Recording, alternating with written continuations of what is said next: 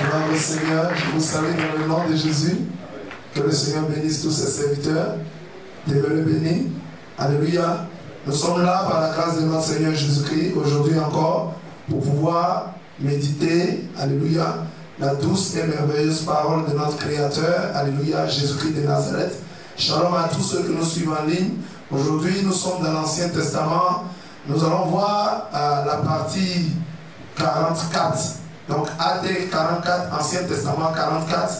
Et ce sera Genèse chapitre 29. Gloire à Jésus. Avant toute chose, comme nous le faisons d'habitude, nous allons rapidement rappeler ce que nous avons vu en Genèse chapitre 29. Si quelqu'un a Genèse chapitre 28, si quelqu'un a le micro, rapidement, il peut se disposer afin de dire Alléluia, ce qu'il a compris hier et on démarre. Gloire à Jésus. Oui, Amen. Que le Seigneur nous bénisse. Amen. La fois dernière, nous avons vu dans le livre de Genèse, chapitre 28, nous avons vu le personnage d'Isaac, Jacob et d'Ésaü. Nous avons vu comme ça que Isaac a donné l'ordre à son fils Jacob de ne pas prendre une femme parmi les femmes cananéennes. Amen. Interdiction formelle de prendre des femmes cananéennes. Amen. C'est-à-dire des femmes qui ne sont pas connectées. Alléluia. Qui n'ont pas fait alliance avec le Dieu d'Israël, qu'on appelle de son nom personnel Jésus-Christ de Nazareth. Amen. Oui. Et nous avons tiré comme leçon pourquoi nous ne devons pas prendre une femme étrangère, une femme qui ne connaît pas le Seigneur. Oui. On a dit quoi? Pourquoi Dieu, le Dieu véritable, le vrai Dieu, celui qui a créé tout l'univers, pourquoi il nous interdit de prendre des femmes ou des hommes qui ne le connaissent pas? Pourquoi? Nous sommes déjà dans la présence de Dieu. Nous sommes déjà avec le Seigneur Jésus-Christ. Maintenant, pourquoi ne veut-il pas qu'on prenne des hommes ou des femmes qui ne le connaissent pas? Pourquoi? C'est pour ne pas que ces personnes nous éloignent de la face de Dieu. C'est pour éviter que ces personnes nous fassent sortir de la présence de Dieu. Ou bien que ces personnes nous éloignent de Dieu. Gloire à Jésus. Amen. Amen, amen. Amen. Parce qu'il nous veut, alléluia, il nous a créés pour être avec lui et il veut être avec nous. Il refuse catégoriquement, alléluia, que quiconque nous éloigne de sa présence. Gloire à Jésus. Quoi d'autre? Qu'est-ce qu'on a vu d'autre? Et nous avons aussi vu que Isaac avait été béni, la bénédiction avait été trouvée par sa mère Rebecca. Amen. La bénédiction était prévue pour lui. Et nous avons aussi vu que si Dieu t'avait une promesse, tu ne devais pas, on ne devait pas du moins faire des complots. Si Dieu nous a promis quelque chose, nous devons les attendre parce que franchement, elle finira par s'accomplir. Amen. Donc on a dit, si Dieu nous fait une promesse, il n'est pas un homme pour mentir, ni fils d'un homme pour se repentir. Et donc nous devions attendre la promesse patiemment parce qu'elle s'accomplira certainement. On ne doit même pas chercher à activer la promesse. On ne doit même pas chercher à accélérer la promesse. On ne devrait même pas chercher à aider Dieu à l'accomplir. Tout ce que nous devons faire, il a dit, il n'a pas dit aidez-moi à l'accomplir. Il dit attends-la patiemment. Quelqu'un qui attend, il fait quoi? Il dit de l'attendre. Il n'a pas dit de l'aider. Il n'a pas dit de l'activer. Il n'a pas dit d'accélérer la prophétie. Amen. Amen, amen. Il dit d'attendre ça. Donc tu attends dans la prière. Gloire à Jésus. Qu'avons-nous dit d'autre? On acclame le Seigneur. Acclamons le Seigneur. Gloire à Jésus. Qu'avons-nous dit d'autre? Oui. On a aussi vu que Jacob, pendant son parcours de voyage, est arrivé à un lieu où il s'est endormi sur une pierre. Il a pris une pierre pour faire l'oreiller. Et pendant son sommeil, il a vu qu'il avait des chaînes où les anges montaient qui descendaient. Et il a vu que le Seigneur était en ce lieu. Amen. Et il a bâti un hôtel ensemble. Il a bâti un hôtel là. Gloire à Jésus. Que le Seigneur nous bénisse. Amen. Merci beaucoup. C'est puissant. Alléluia. Mais je voulais souvent que ce ne soit pas les mêmes personnes. Alléluia. Parce que, comme je le dis, c'est une étude biblique. Il faut que tout le monde participe. Que chacun a quelque chose à dire. Amen. Ne laissez pas que toujours ce soit les mêmes personnes. Gloire à Jésus. Ce serait comme si, voilà. Donc il faudrait qu'on participe tous. Oui, quelqu'un d'autre. Merci. On acclame le Seigneur pour la servante de Dieu. C'est bien. C'est très bien. Quelqu'un d'autre, oui? Amen. Yes. On retient deux grandes leçons dans... On a retenu hier 2 leçons, oui. Deux grandes leçons. La Oui. première leçon, c'est le mot d'ordre reçu par Abraham qui a été transmis à Isaac. Et Isaac, à son tour, a transmis aussi à Jacob. Donc nous retenons par là que le mot d'ordre divin est transmis de génération en génération. Amen. On a vu que le système de Dieu est transmis de génération en génération. Amen, amen. Et la deuxième leçon est que nous avons vu la transformation de Jacob après avoir connu le Seigneur. Nous avons vu qu'auparavant il ne connaissait pas le Seigneur, donc il vivait une vie double. Mais à partir du moment où il a connu le Seigneur comme le Seigneur Jésus, comme son Seigneur personnel, il a été transformé. Amen. Et on a dit en leçon que nul ne peut réellement croiser le Seigneur Jésus-Christ et demeurer le même. On a dit nul ne peut réellement croiser le Seigneur Jésus-Christ et être toujours le même. Et si vous croisez réellement Jésus-Christ, vous serez transformés. Alléluia. Vous serez transformés. Votre vie en sera marquée, elle sera impactée, elle sera influencée. C'est-à-dire que au contact de notre Seigneur, alléluia, quelque chose va se passer dans votre vie. Quelque chose de positif. Amen. Amen, amen. Parce que la nature du Seigneur même, qui est le bien entier, alléluia, la nature de Jésus-Christ, qui est le bien total, ne peut pas entrer en contact avec vous, vous allez être le même. Nécessairement, vous serez influencé par le bonheur, par le bien. Vous allez être à l'image de notre Seigneur. Amen. Amen, amen. C'est la grande leçon qu'on avait retenue. On acclame le Seigneur. Oui. Je voudrais aussi dire une dernière chose. On retient aussi dans ce texte, dans ce que nous avons vu. Ce que nous avons vu aussi, que ce texte nous parle typiquement de la règle. De la règle. C'est-à-dire, ce texte, nous sommes dans la règle. Nous ne sommes pas dans l'exception. Amen. Nous sommes authentiquement dans la règle. Nous sommes dans la règle. Amen.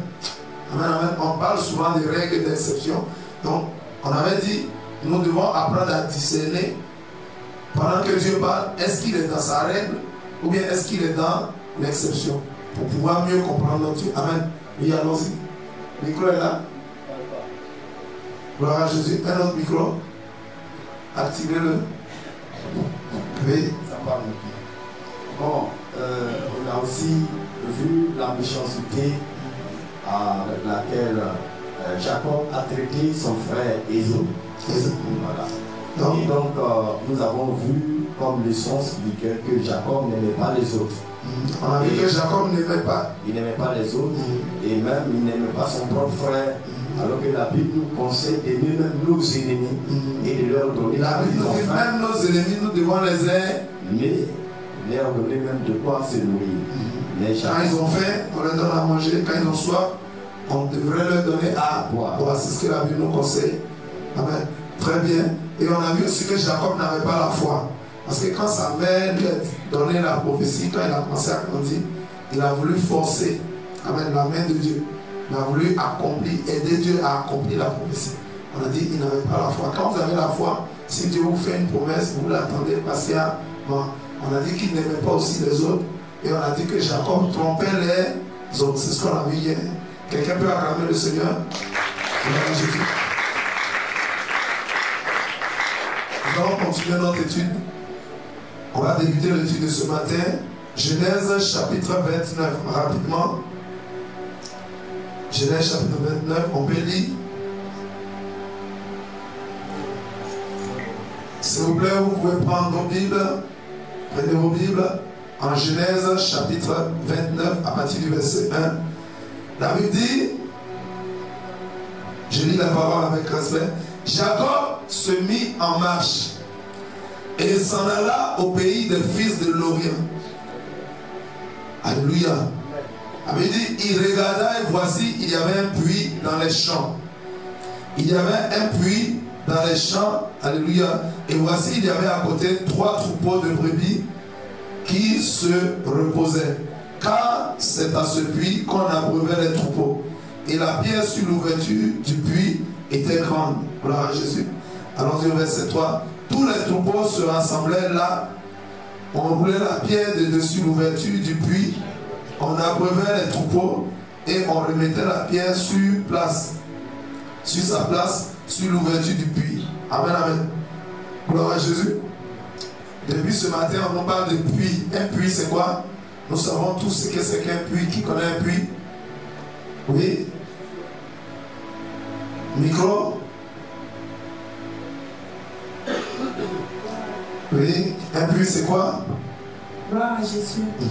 Un puits, c'est un trou qu'on creuse profondément pour atteindre, pour pouvoir avoir de l'eau dans l'intérieur, ce qui nous sera. Ce trou est creusé où? Sur le sol. Dans la terre. Oui, dans la terre. Voir atteindre souvent les nappes phréatiques ou bien atteindre de l'eau. De l'eau. Voir avoir accès à l'eau. Oui. Et on a dit quoi? L'eau était quoi? Source de vie. La source de vie. Sans l'eau, la vie serait pratiquement impossible sur la terre. Vous voyez que de nos jours, au quotidien, on utilise de l'eau. On utilise l'eau pour laver la vaisselle, pour laver les vêtements, pour se nourrir, pour boire, pour préparer les aliments, pour se doucher. L'eau est utilisée à tous égards, est utilisée dans plusieurs domaines. Donc l'eau est source de vie. C'est la raison, alléluia, de tous ces puits-là. Parce que sans ces puits, il faut dire qu'en ce temps-là, il n'y avait pas encore d'eau courante.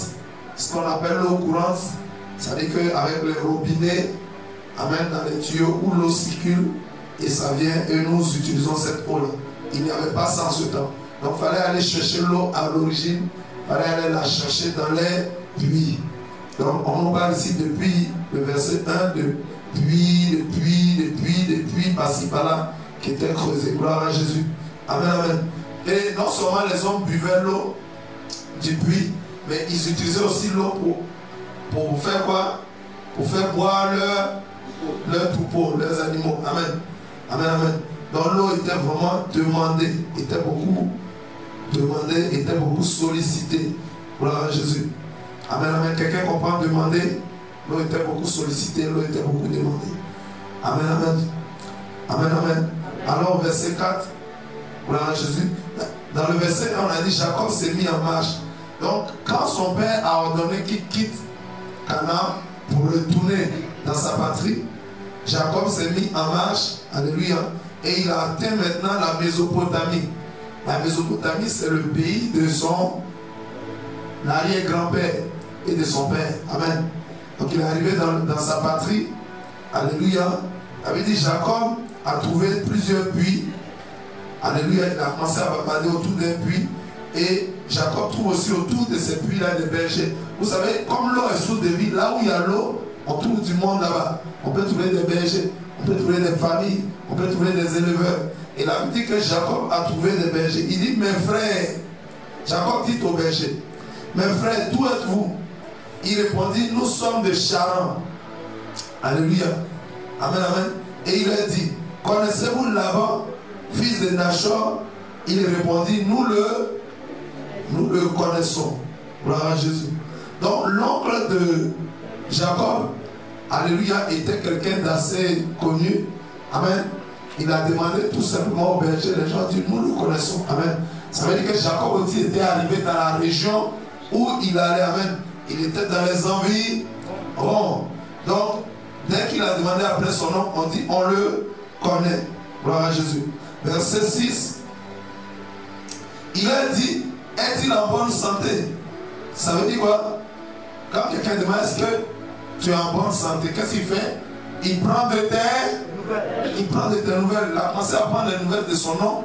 On dit oui, il est en bonne santé. On dit il va bien. Être en bonne santé, ça veut dire il va bien. Alléluia. Il se porte bien. Et voici Rachel, sa fille, qui vient avec le troupeau. Ils lui ont présenté sa cousine qui ne connaissait pas.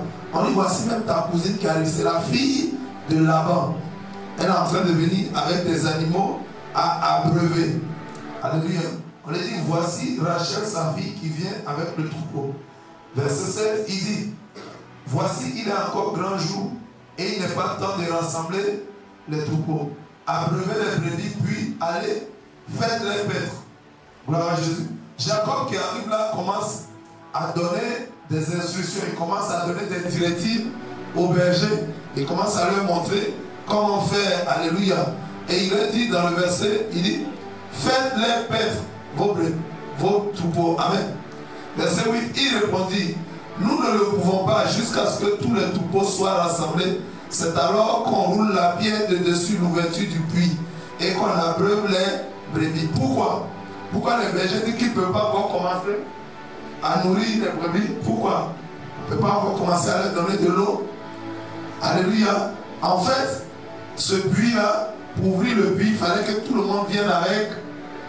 Tout le monde soit là quand on ouvre le puits, parce que la pierre qui est dessus était volumineuse. Elle était très grande. On n'allait pas l'ouvrir, la refermer ou l'ouvrir, la refermer. On attend que tout le monde vienne avec son troupeau. On l'ouvre une fois pour toutes. Alléluia. Et on commence à abreuver les troupeaux. Gloire à Jésus. Amen, amen. Amen, amen. Donc ils ont dit, ce n'est pas encore le moment. Mais regardez ce qui s'est passé. Dans le verset 9. Comme il leur parlait encore, survint Rachel avec le troupeau de son père, car elle était bergère. Quel était le travail de Rachel, sa cousine? Une bergère, c'est qui? Une bergère, c'est le féminin de berger. Un berger, il fait quoi? Il conduit, donc les femmes aussi peuvent être bergers. Les femmes aussi peuvent être bergers. Alléluia. Un berger dans le spirituel, c'est qui? Un pasteur. Un berger dans le spirituel, c'est pasteur. Alléluia. S'il y a des bergers et qu'il y a des bergères, s'il y a des pasteurs, alléluia, ça dit, il y a des serviteurs de Dieu au masculin, il y a aussi des servants de Dieu au féminin. Ça veut dire que Rachel était bergère. Gloire à Jésus. Un berger, c'est celui qui conduit le troupeau. Alléluia. Amen, amen. Donc si un homme peut conduire le troupeau de Dieu, alléluia, amen, amen. Qu'est-ce qui conduit le troupeau de Dieu dans l'homme? C'est le Saint-Esprit, c'est l'Esprit de Dieu. Est-ce qu'il y a Saint-Esprit homme ou bien il y a Saint-Esprit femme? Alléluia. Est-ce qu'une servante de Dieu qui conduit le troupeau, est-ce que, alléluia, est-ce que l'Esprit de Dieu qui en elle est un esprit féminin? Non. Non. C'est le même Saint-Esprit. Il conduit l'homme comme il conduit aussi la femme. Quelqu'un peut acclamer le Seigneur Jésus-Christ. On a souvent dit dans toutes nos études bibliques, gloire à Jésus, que tout ce qui nous entoure, Dieu utilise ça pour nous enseigner. Pour nous enseigner. Amen. Alléluia. D'ailleurs, la Bible dit, la nature ne vous enseigne-t-elle pas? La nature, tout ce qui nous entoure, Dieu s'en sert pour nous enseigner. S'il y a des bergers qui conduisent les brebis c'est qui? C'est les fidèles. Amen. Et le berger, c'est l'homme de Dieu, c'est le serviteur de Dieu. Donc il y a des bergères aussi, ça veut dire qu'il y a aussi des conductrices du troupeau du Seigneur. En son temps, Déborah était une prophétesse. Alléluia. Il y a les femmes de Sousa, tout ça, qui soutenaient le Seigneur et qui faisaient l'œuvre. Alléluia. Il y avait aussi plusieurs prophétesses dans l'œuvre de Dieu. Gloire à Jésus. Amen, amen. Amen, amen. Amen. Acclamons le Seigneur Jésus-Christ. Donc la Bible dit que Rachel était bergère. Ça veut dire quoi? Elle était appelée à conduire des brebis. Est-ce que Dieu a dit non? Rachel ne peut pas conduire les brebis? Amen, amen. Est-ce que son papa, là-bas, il a dit non, non, non? Est-ce que là-bas n'avait-il pas d'hommes dans sa famille?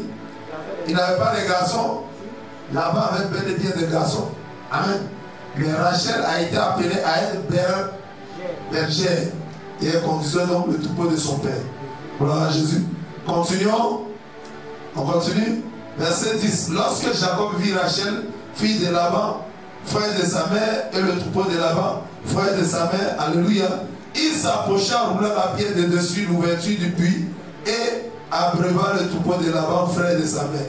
Dès que Jacob a vu Rebecca, gloire à Jésus. Excusez-moi. Lorsque Jacob a vu Rachel, alléluia, il a utilisé la pierre, il a roulé ça. Lui seul, il a roulé la pierre. On dit, c'est même pas encore le moment. Lui-même, il a ouvert et il a commencé à... Alléluia, acclame le Seigneur Jésus-Christ. Alléluia. Dès qu'il a vu sa cousine, il était inspiré. Elle était tellement belle. Et il la voyait courageuse. Une femme qui est bergère, c'est une femme qui travaille. Alléluia. C'est une femme qui est courageuse. Et il faut prendre le troupeau. Alléluia. Très loin, l'amener vers des verts pâturages. Il faut prendre le troupeau, l'amener vers des eaux paisibles. Alléluia. Il faut tondre le troupeau. Alléluia. Il faut sécuriser le troupeau. Les brebis, il faut les protéger. Tu les amènes vers pâturage pour qu'ils pèsent. Tu les amènes vers les eaux paisibles pour qu'ils boivent, pour qu'ils s'abreuvent. Alléluia.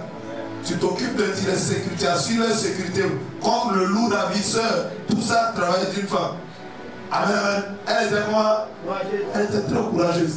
Ça veut dire s'il y a un loup qui vient, elle chasse le loup. Alléluia. Et elle protège les brebis. Travail des bergères. Gloire à Jésus.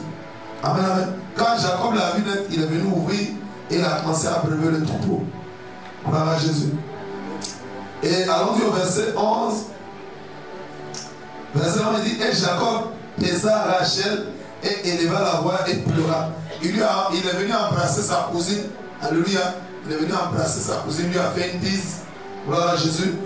Amen, amen. Et il a commencé à pleurer. Selon vous, pourquoi Jacob pleurait?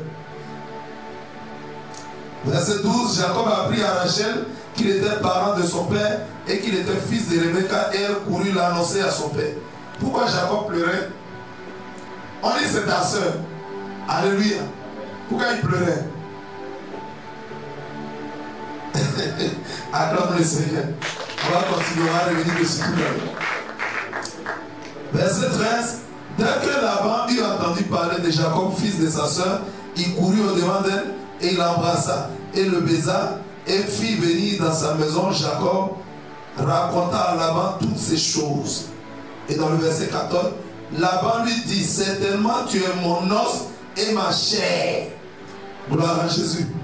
La Bible dit dans le verset 13, Jacob raconta à son homme Laban tout ce qui s'était passé. Qu'est-ce qui s'était passé? Alléluia. Jacob vient dire à son homme, hé, mon grand frère Ésaü, voici comment je l'ai trompé. Alléluia. Je lui ai vendu plein de lentilles. Au lieu de lui donner, il avait faim. Je lui ai donné à manger. Et j'ai pris son droit d'aînesse. Je lui ai dit de jurer. Et quand il a juré, alléluia, le jour où papa devait donner la bénédiction de chef de famille, j'ai encore trompé mon frère. Alléluia, je me suis déguisé. J'ai porté ses vêtements. Alléluia. Les chevrons que ma mère a tués, j'ai pris leur peau, j'ai mis sur moi parce que mon frère est très poilu. Et moi, je ne suis pas venu. Gloire à Jésus. Et quand il a dit ça, il dit c'est comme ça que mon père m'a béni. Et quand mon père a fini de me bénir, il m'a donné la bénédiction de chef de famille. Alors, mon grand frère, quand il est venu, il est rentré dans une rage. Parce que je l'ai trompé à plusieurs reprises. Et mon grand frère a décidé de tirer vengeance de moi et même de me tuer. Mon oncle là-bas, c'est à cause de ça que je fuis. Je suis venu ici en Charan pour habiter chez toi. Je suis venu vers toi. Gloire à Jésus. Qu'est-ce qu'il a fait? Il a raconté toute l'histoire sans rien cacher à son oncle. Et son oncle dit quoi? Genèse 29, verset 14, son oncle dit quoi? Il dit, Laban dit à Jacob, il dit, tu es vraiment de ma famille et tu es du même sang que moi. Ça veut dire quoi? Chien n'accouche pas chat. Chien n'accouche pas chat.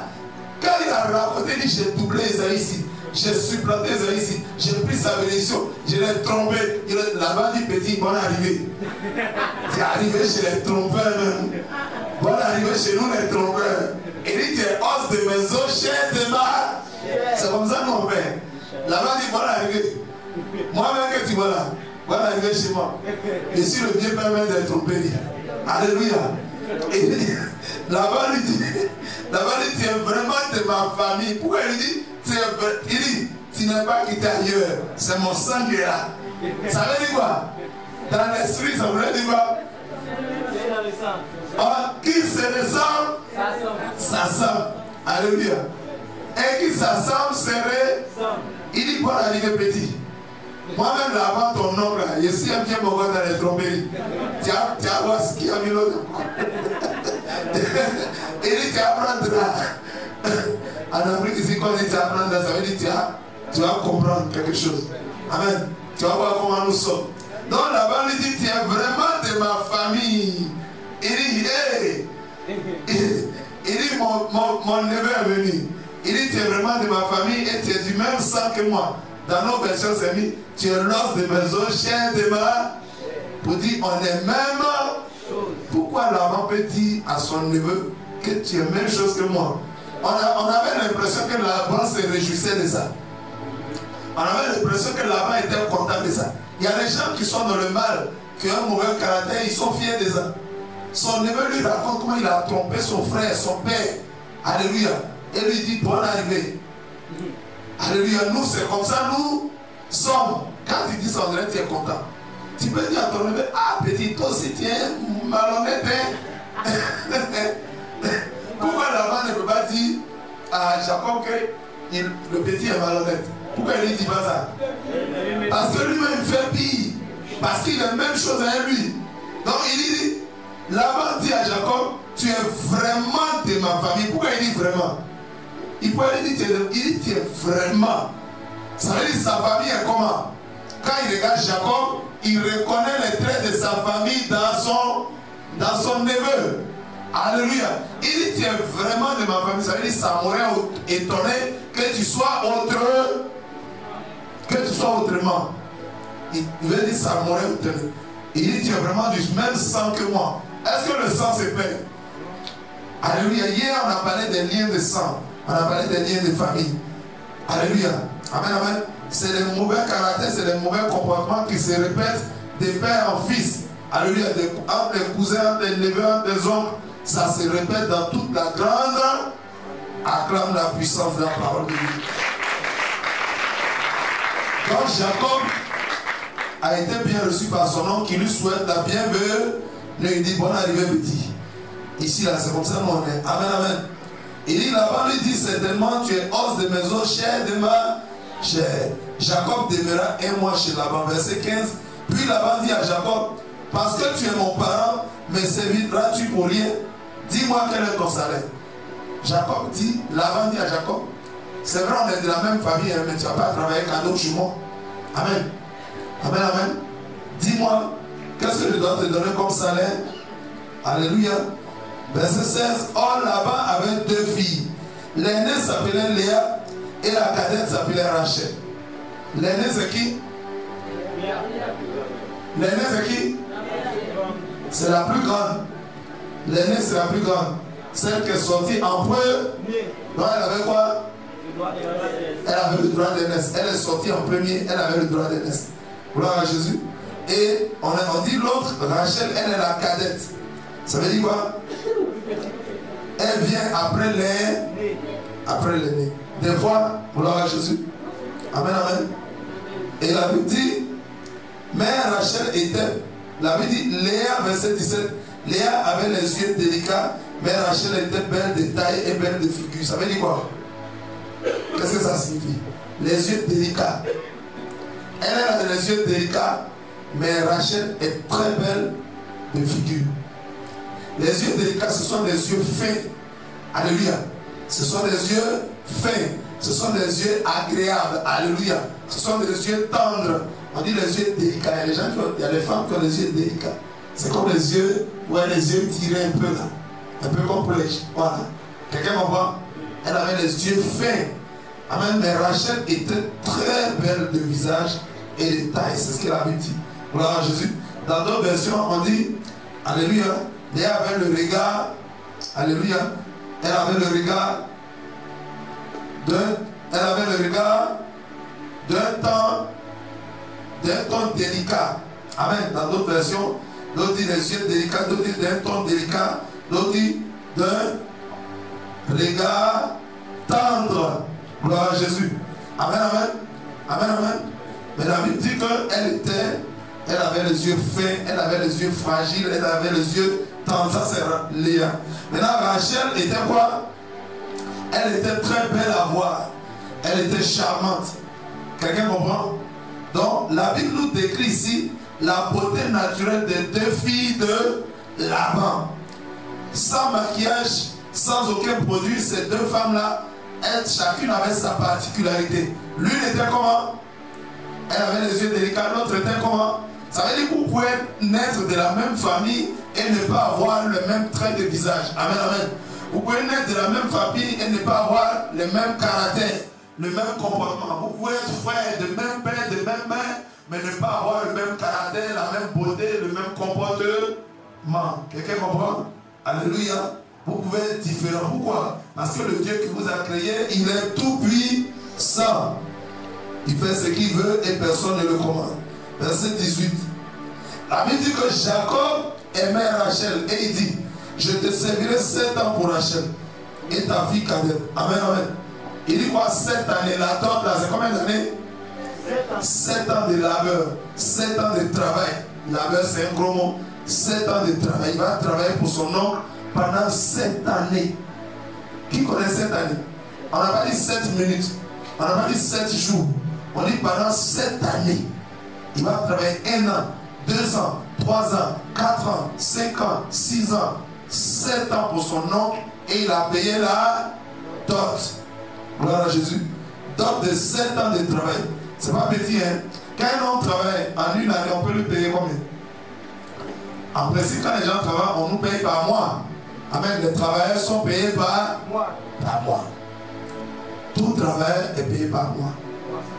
Amen, amen.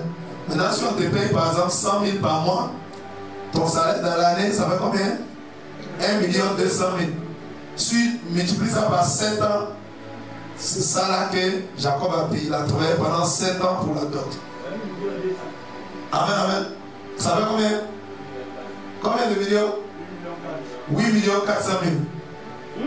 La dot de Jacob était chère. Si on évalue ça à peu près, quoi, c'était une dot vraiment chère. Mais la Bible dit qu'il aimait Rachel, était très belle.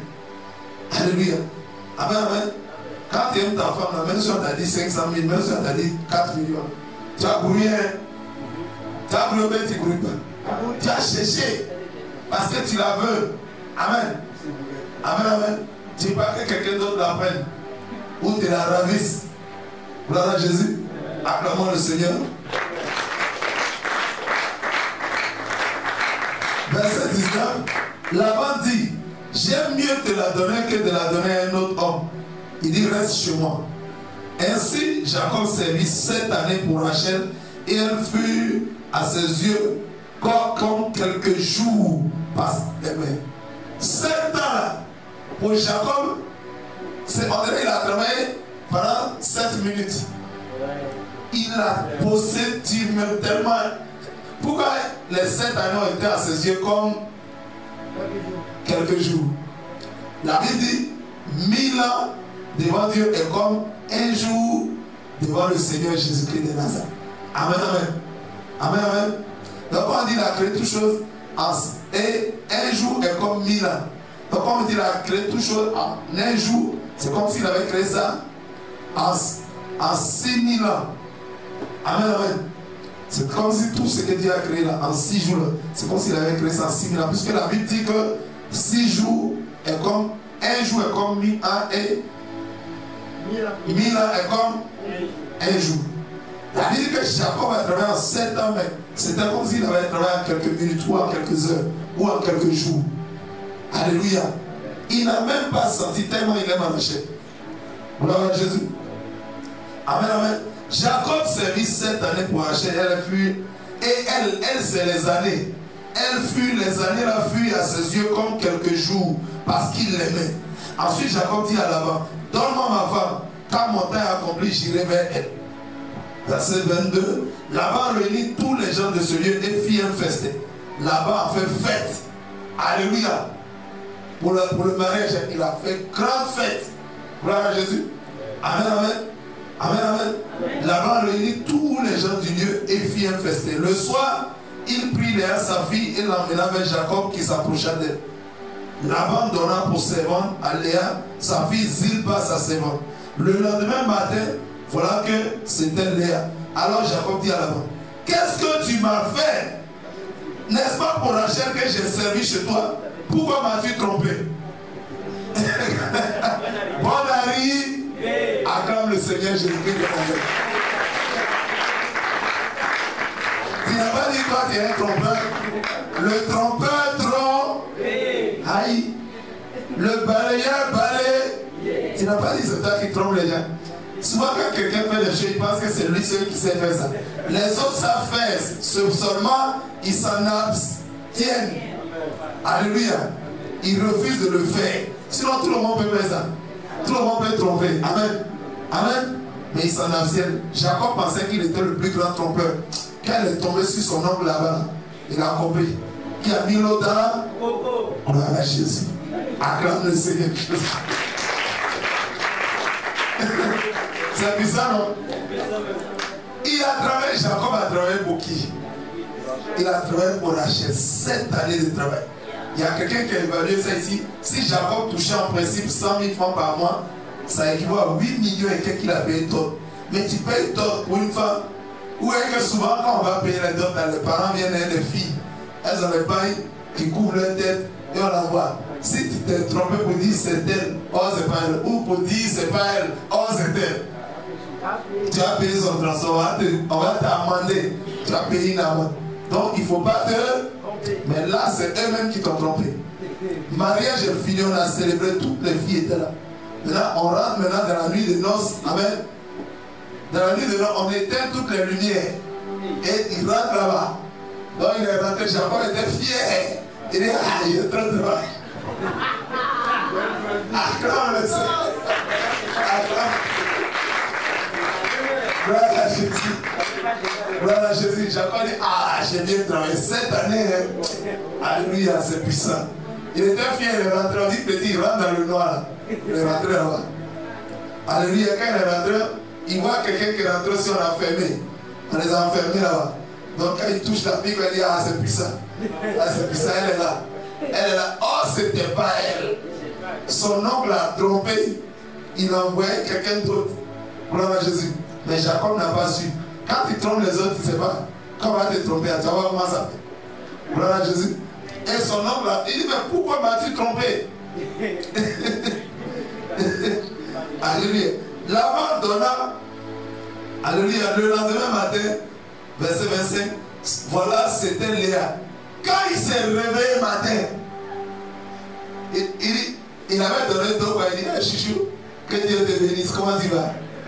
Elle dit, oui, ici, là, ici, en pleine santé, alléluia. Elle dit, que Dieu te bénisse. Amen. Il voit que c'est la voix la puissance, il se retourne. Ah! Il voit que ce n'est pas Rachel, c'est la grande sœur de Rachel.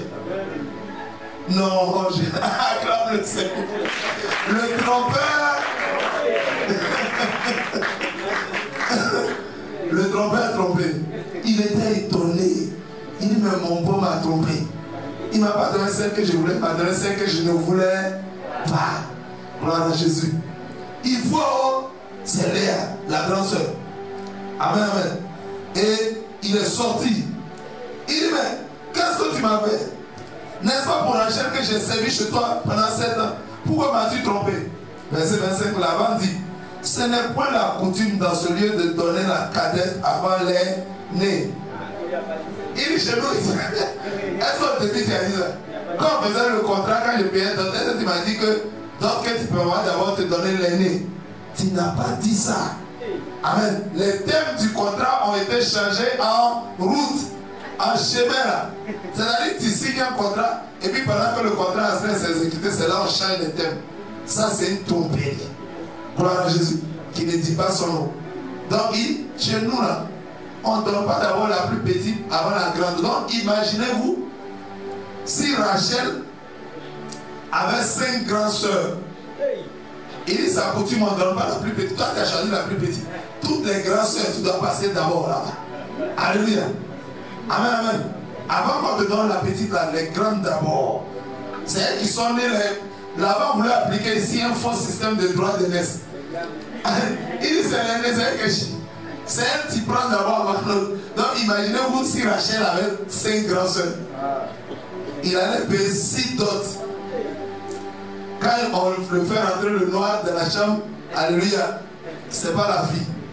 Le lendemain, c'est pas la fille. Amen, amen. Vous imaginez?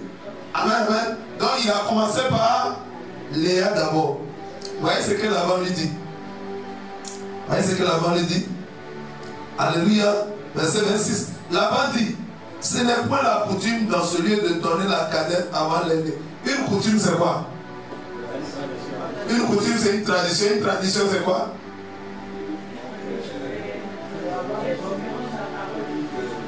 Oui. C'est une manière, oui. Un règlement qui régit, mais ce règlement vient d'où? Ça vient des hommes, mais ça vient de quoi au niveau des hommes? Ça vient des habitudes des hommes. Les coutumes et les traditions viennent des habitudes des hommes. La manière qu'ils ont l'habitude de... Ils ont la manière de faire les choses, alléluia, de manière habituellement. Donc, ils érigent ça en loi, ils érigent ça en règle, ils érigent ça en coutume. La coutume a quelle valeur par rapport à la parole de Dieu qui nous a créé, qui a créé tout l'univers? Gloire à Jésus. Souvent les hommes essaient de mesurer leurs coutumes, leurs traditions à la parole de Dieu. Jésus a dit aux pharisiens à son temps, il dit quoi? Il dit, pourquoi méprisez-vous la parole de Dieu au profit de vos coutumes et de vos traditions? Alléluia. Jésus dit, pourquoi vous mettez au même niveau, alléluia, la parole de Dieu et vos coutumes? Une coutume, une tradition, c'est une manière habituelle d'agir. Tu as l'habitude de faire quelque chose. Et tu dis à tous tes enfants, à partir d'aujourd'hui, c'est comme ça, on va faire ça maintenant. Ça devient une règle. Et il y a un monsieur, on m'a raconté l'histoire d'un monsieur. Alléluia. C'était un homme de Dieu, il baptisait les gens souvent.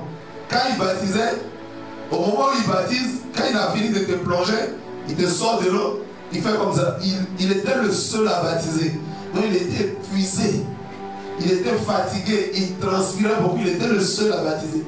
Donc quand il baptise, il transpire. Donc quand il finit, quand il a enlevé dans l'eau, il fait ça. Il dit au suivant, le suivant vient, il le baptise. Quand il finit de le baptiser, il fait ça. Donc tous les gens qui venaient au baptême le remarquaient. Ah, donc c'est ça là qui est baptême. Donc on plonge dans l'eau, on enlève, et puis on fait comme ça. Ouais, non? Il avait l'habitude d'agir comme ça, il avait l'habitude de faire ça parce qu'il transpirait beaucoup, il était sûr. Il y a un monsieur qui est venu, au suivant, il est venu, quand il a plongé, il a fait sortir de l'eau, il n'a pas fait ça. Il dit non, pasteur, mon baptême n'a pas réussi. Non, mon baptême n'a pas réussi. Le pasteur dit, mais pourquoi ton baptême n'a pas réussi? Pourquoi? Il dit non, quand vous m'avez plongé là, vous n'avez pas fait comme ça. Tous les gens, quand vous le plongez, vous faites comme ça. Mais pour moi, vous n'avez pas fait. Vous voyez les coutumes des hommes, vous voyez les traditions des hommes. La manière habituelle d'agir, on prend ça comme une règle. On pense que c'est une règle, on pense que c'est une coutume. Ça ne peut jamais avoir valeur de la parole de Dieu. Ça ne peut jamais être pris au même niveau que la parole de Dieu.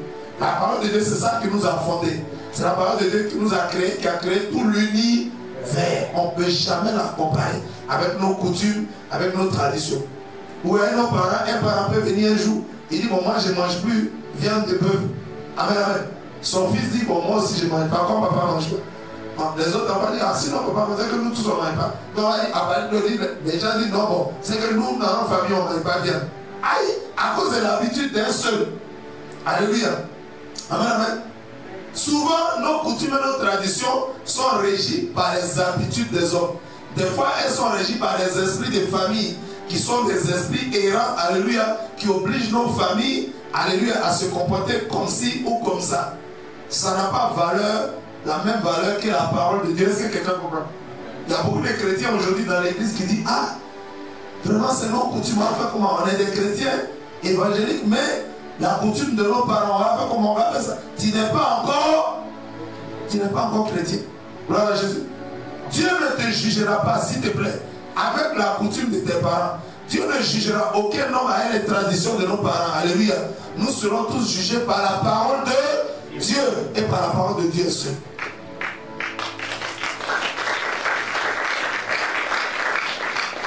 Est-ce que quelqu'un comprend? C'est la vérité, ce n'est que la pure vérité. Donc les coutumes des hommes, les coutumes des hommes sont les préceptes des hommes, c'est les règles des hommes. Ça ne peut jamais avoir la même valeur, le même niveau, amen. La même valeur que la parole de Dieu, quelle que soit la coutume. Dans la coutume de certaines personnes, les garçons portent jupe. Amen. Alléluia.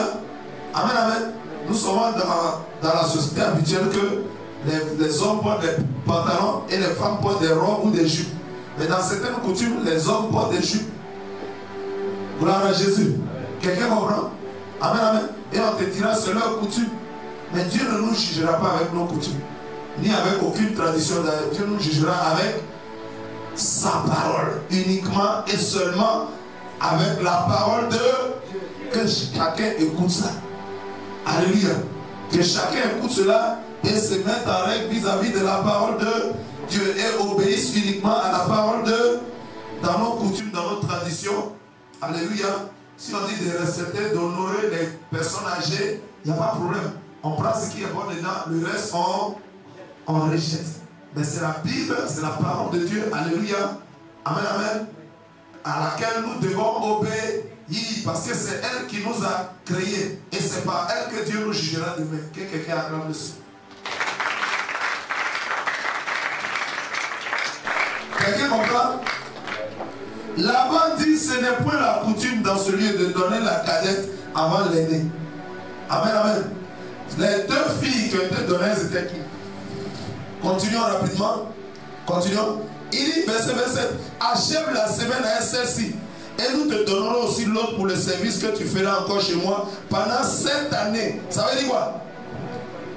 Alléluia. Termine la semaine à elle, Léa. Et on va te donner Rachel. Tu as travaillé encore 7 ans. Ça fait d'autres combien d'années? 14 ans. L'oncle, il est roublant, hein? Il va faire travailler le jeune homme pendant 14 ans. On lui veut uniquement Rachel.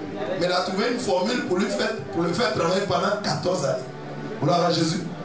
Est-ce que Jacob a refusé? Amen, amen. Verset 28, Jacob fit ainsi et il acheva la semaine avec Léa. Puis Laban lui donna pour femme Rachel sa fille. Et Laban donna pour servant à Rachel sa fille Bila, sa servante. Amen. Il donna à Rachel sa fille Bila, sa servante. Verset 30. Jacob alla aussi vers Rachel qu'il aima plus que Léa. Et il servit encore chez Laban pendant 7 nouvelles années. Ça fait combien d'années? 7 ans pour Rachel, 7 ans pour Léa, 7 ans pour Rachel. Ça fait 14 ans de dot. Donc nous avons essayé un peu d'évaluer, alléluia, la dot. Si c'est 100 000 francs par mois, ça fait 8 millions combien? 8 millions 400. Donc s'il doit payer le double, ça fait combien?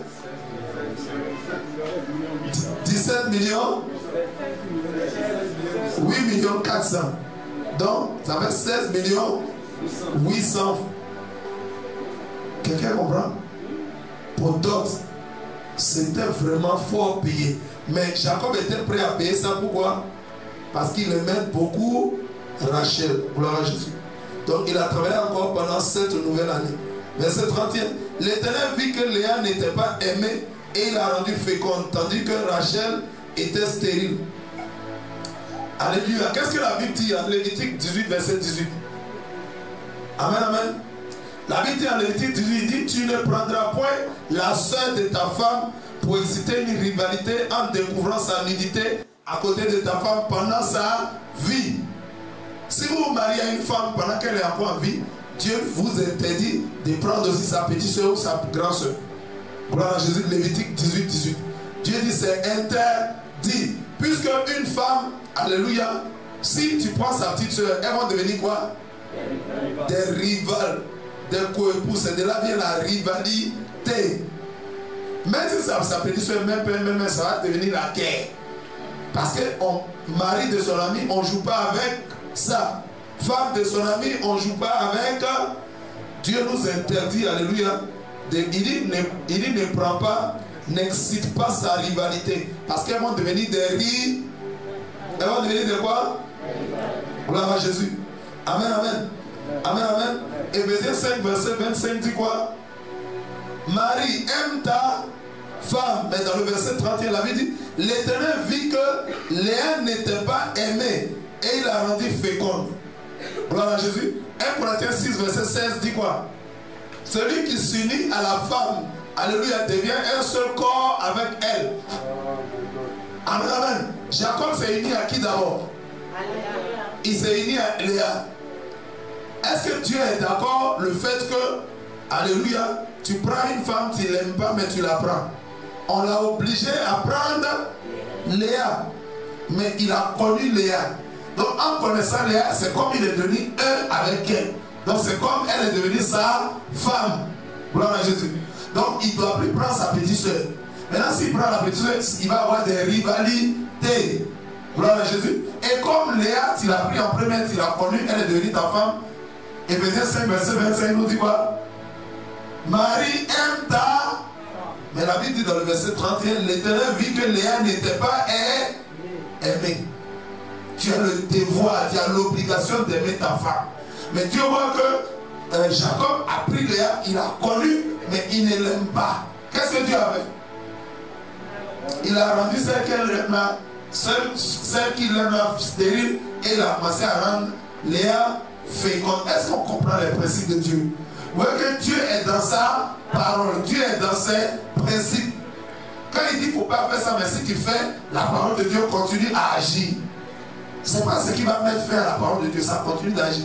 Si tu as pris femme, tu dois l'aimer. Si tu ne l'aimes pas, alléluia, tu es empêché vis-à-vis de Dieu. Donc, Jacob n'aimait pas Léa, cependant, il a connu. Donc, Dieu l'a rendu féconde et Rachel est devenue stérile. Quelqu'un comprend? Verset 32. Léa devint enceinte et enfanta un fils à qui elle donna le nom de Ruben. Car elle dit, l'Éternel a vu mon humiliation et maintenant, mon mari m'aimera.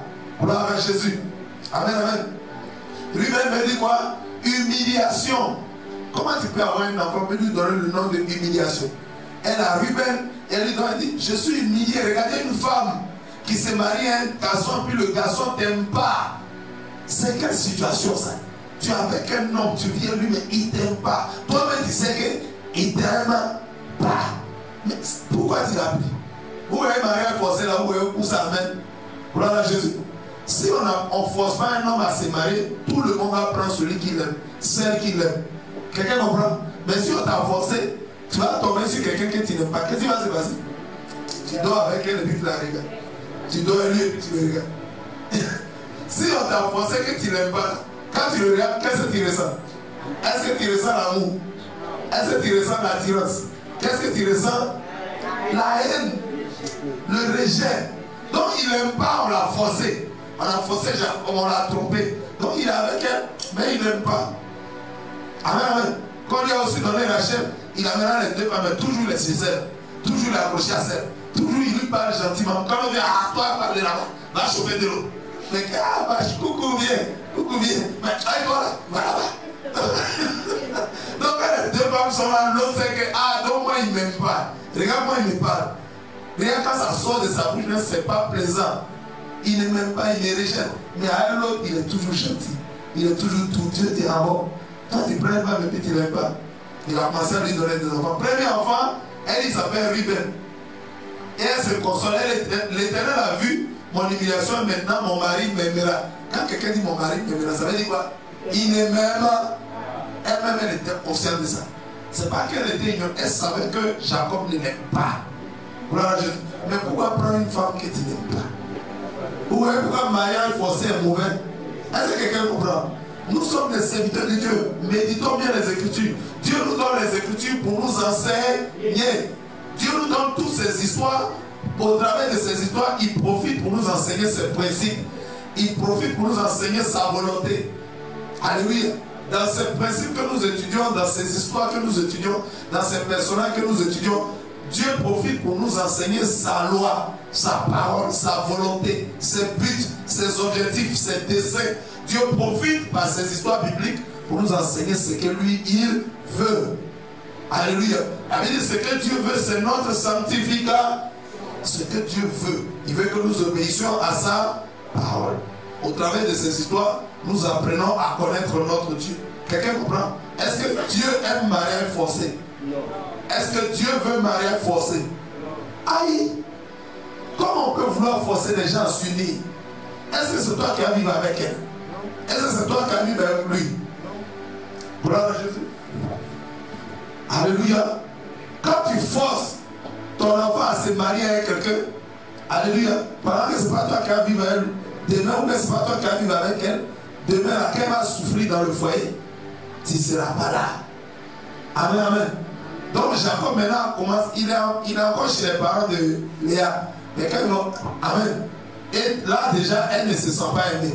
Dans ta propre famille, tu n'es pas dans la maison de tes parents, tu n'es pas aimé. Quelqu'un comprend? Gloire à Jésus. Acclamons le Seigneur.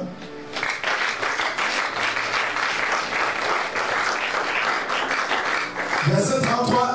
Elle devint encore enceinte et enfanta un fils. Elle dit, l'Éternel a entendu que je n'étais pas aimé. Alléluia. Elle répète ça encore. Et il m'a accordé celui-ci. Et elle lui donna le nom de Siméon. Alléluia. Siméon me dit pas aimé. Elle n'est pas aimée. Lui-même me dit humiliation. Siméon me dit pas aimé. Je ne suis pas aimé. La femme là n'est pas aimée. Mon mari ne m'aime pas. Gloire à Jésus. Amen, amen. Alors 34. Elle devint encore enceinte et enfanta un fils. Et elle dit, pour cette fois mon mari s'attachera à moi, car je lui ai enfanté 3 fils. C'est pourquoi on lui donna le nom de Lévi. Gloire à Jésus. Lévi signifie attachement. Gloire à Jésus. Les Lévites, c'est ceux qui se sont attachés à la présence de Dieu. Alléluia. Qui se sont attachés à Dieu. On verra cela. Gloire à Jésus. Donc Lévi me dit attachement. Quelqu'un acclame le Seigneur. De vous à moi, disons-nous la vérité, de vous à moi, si un mari ne t'aime pas, est-ce que c'est l'enfant qui va t'aimer? Est-ce qu'il lui est à la recherche d'enfant? Lui est à la recherche d'une épouse qu'il aime. Amen. Qui lui plaît. Quand tu vis avec quelqu'un qui te plaît, quelqu'un qui te plaît, aïe, quand tu te lèves matin, tu loues Dieu, tu dis, tu chantes, alléluia. Tout le monde dit que le monsieur là, tous les matins, quand il se lève, il chante alléluia seulement. Vous ne savez pas, il est content de celle avec laquelle il vit. Il est content de elle est contente de celui avec lequel elle est. Quelqu'un comprend ça? Tu te lèves, tu es content, tu balayes la maison, tu chantes, tu fais le ménage, tout ça, parce que tu es content. Oh. Alléluia. On ne t'a pas forcé. C'est toi-même qui as choisi. Et tu es heureux, tu es content. Mariage forcé, ça ne vient pas de... C'est pourquoi le mariage forcé fait partie des mariages. Fait partie des catégories de mariage qu'on peut séparer. Est-ce que quelqu'un comprend? Mariage forcé. On peut disjoindre même. La fille a 9 ans. Le monsieur a 65 ans. C'est mariage forcé. Il peut dire, attends, on ne peut pas prendre un homme comme ça. On l'a obligé, on peut séparer même. Ça ne vient pas de Dieu. C'est la pédophilie. Pédo, alléluia, c'est l'enfant. Pédos, éphilie, aimer les enfants. Alléluia. Se marier à un enfant, chercher les enfants. Il faut aimer les enfants. Jésus aimait les enfants, mais pas intimement, pas sexuellement. Gloire à Jésus. Les pédophiles, c'est ceux qui aiment, alléluia, avoir des attouchements, des relations avec les enfants. C'est pas sain, c'est malsain. Quelqu'un comprend? Amen, amen. Donc on peut séparer ça. La fille n'a même pas grandi. Elle regarde les garçons de sa génération, mais elle a un bébé. C'est son arrière-grand-père. Ça, mariage, on peut... Acclame le Seigneur Jésus-Christ. Elle dit, quand les jeunes gens viennent, elle dit, mon bébé là, il est là. Elle dit, mon bébé est là. C'est pas mon mari, c'est mon bébé. Alléluia. Elle a forcément le trompé. Parce qu'elle est dans sa génération. Mariage forcé. Amen. On peut déconnecter ça. Amen. Le sens du mariage même, c'est le consentement. C'est quoi? C'est que notre Dieu appelle mariage même. C'est pas toutes les cérémonies qui sont tout. Les cérémonies, c'est bon parce que c'est une fête. Le mariage est une fête. On peut faire cérémonie, il n'y a pas de problème. Gloire à Jésus. Mais c'est pas la cérémonie que Dieu regarde. Tu peux même faire mariage sans cérémonie. Devant Dieu, tu es marié. Le mariage, ça dit les cérémonies, c'est juste pour que les gens soient témoins. Elle avait dit, le mariage, c'est l'union entre un homme et une femme mariés légalement devant Dieu et devant les hommes. Donc les hommes ont dit, ah, ils sont mariés. Ah, depuis hier, ils sont mariés. Voilà, sinon, c'est pas ça qu'il fait. C'est le consentement, s'entendre, être d'accord, oui. Veux-tu prendre celle-là pour époux? Oui. Veux-tu prendre celui-là pour ton époux? Oui, je le veux. C'est ça Dieu regarde. Alléluia. Gloire à Jésus.